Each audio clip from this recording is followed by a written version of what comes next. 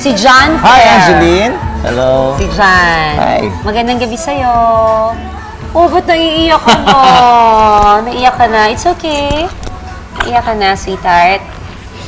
It's okay. Angeline, ikwento mo nga sa amin yung experience mo nung malaman mong nabuntis ka.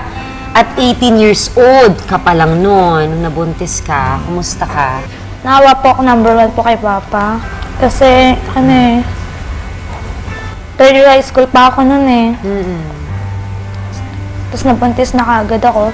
Yung mga pangarap niya para sa akin, hindi ko nabigay. Hindi natupad.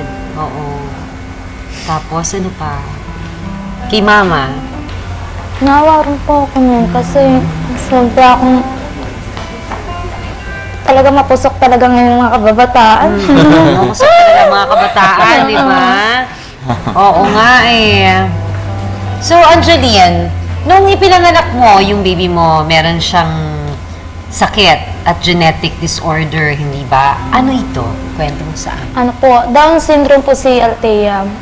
At yung panganay mo, ilang taon na siya ngayon? Magpo 4 years old po. 4 years old, oo. Wala po siyang butas sa puwet. Colostomy baby siya. Paano niya naalagaan yung ganitong klaseng yung sakit ng bata? Kulang po yung kinikita ni Jasper nun eh. Tapos sinusuportahan po kami ni Papa, kahit pa paano nakakatulong. Dumating yung time na parang hindi kinaya ni Jasper, di ba? Na naghiwalay kayo ni Jasper at pinag-usapan nyo at pumayag ka naman.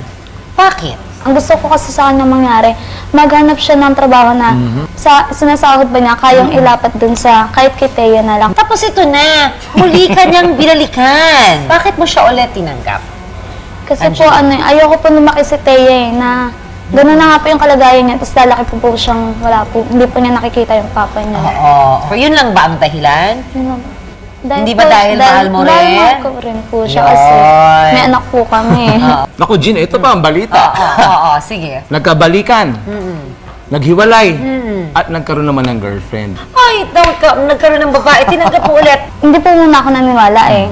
Kasi gusto ko yung makikita ko talaga. May pruweba, hindi ba? Oo, tapos? Yun nga po, nalaman ko nga po talagang totoo. Tapos kinausap ko po siya.